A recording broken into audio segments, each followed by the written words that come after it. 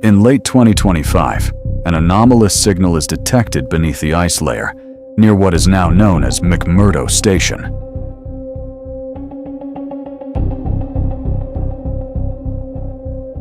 It is neither a conventional transmission nor a technical malfunction. It is a structural signature, intermittent, appearing and disappearing beneath the frozen waters. Preliminary analysis suggests the presence of a partially inactive mobile installation, a custodial base, one of many that, according to fragmented records, operate in depth and along the margins of the first dome.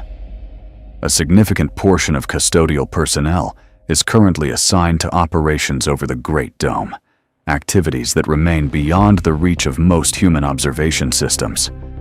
This leaves certain structures functioning with minimal presence or fully automated.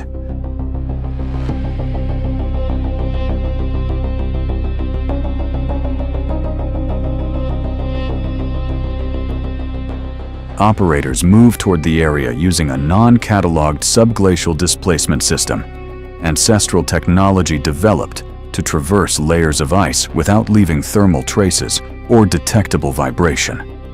The journey unfolds in absolute silence. The installation is located. The perimeter presents no active resistance. Surveillance systems remain operational, but display incomplete patterns, as if the base were in a standby phase. The structure is infiltrated without direct confrontation initially. Inside, files of all kinds are discovered concerning past operations. Logistical records, containment protocols, personnel rotation lists, partially encrypted coordinates. Upon inspecting a subterranean chamber located at the lowest operational level, higher-tier archives are identified. They are stored in isolated modules, protected by redundant layers of encoding. The documents make direct reference to the human reset that occurred in 1728 and to the repopulation process initiated in 1729. The files match fragments previously recovered during other partial incursions. Cross-analysis allows for the reconstruction of nearly the entire original document. The central title appears repeated across multiple modules. Anunnaki Custodian Post-Flood Resettlement Plan of 1729.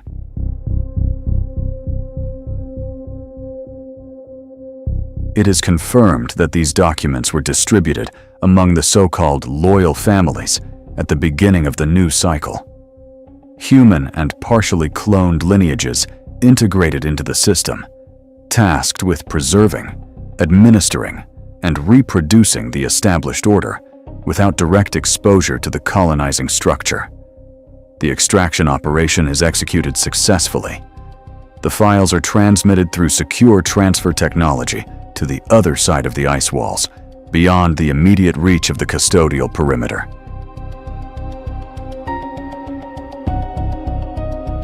Minutes after leaving the installation, seismic movements are recorded in the area. A radar system at the nearby McMurdo base is activated. Activity increases.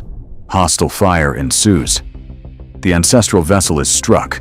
It manages to approach the ice coast, but 12 members of the mission do not survive the initial impact.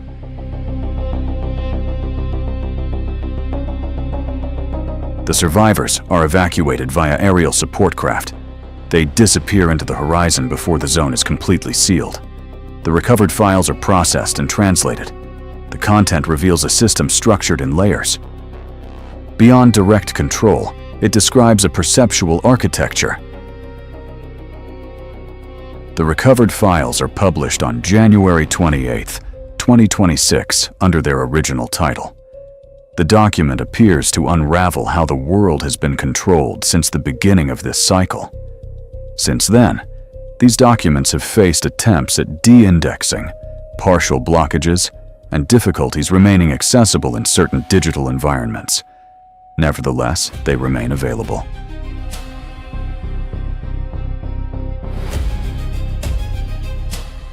What follows is a condensed overview. The recovered material contains substantially deeper analysis, requiring extended examination.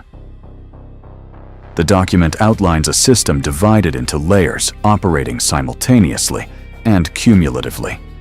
It begins with the orientation of human attention, establishing where the gaze must be directed before even deciding what to believe. It continues with the installation of an unquestionable perceptual ceiling, the sky, where the upper environment is normalized as nature rather than structure. From there, a repetitive stellar architecture is consolidated, designed to fix scale, hierarchy, and a sense of smallness before the distant.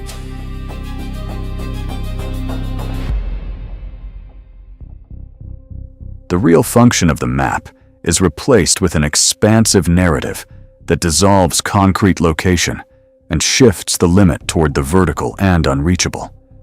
The horizontal edge is configured as a hostile and logistically inviable environment, avoiding explicit closure while ensuring effective containment. Subsequent generations are produced without comparative reference, eliminating useful memory of previous cycles and disabling historical contrast.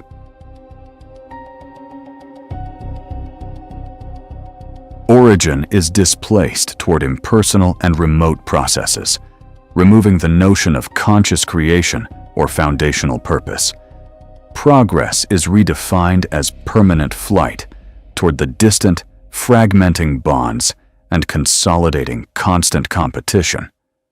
Currency becomes a portable simulation of value, generating structural division without the need for permanent open conflict. Fatigue is installed as a stable baseline condition, sufficient to prevent deep observation without causing functional collapse. Genealogical continuity is controlled through fragmentation of intergenerational memory, while the life horizon is shortened by normalizing wear and urgency. Thought is induced to operate without observation, transforming identity into automatic narrative. War is used as a mechanism of partial reset, justifying voids, rewriting maps, and fracturing collective memory under controlled shock. Individual corrective interventions are authorized when a subject deviates from their functional trajectory, employing non-shared experiences that reinstall personal doubt without generating structural proof. Constant interference is established as an invisible environment, degrading intuition and inner continuity without completely blocking the deeper signal. Finally, the system distributes functional roles throughout the population, activated by context and defended as personal identity, ensuring stability without visible coercion. We will continue reporting.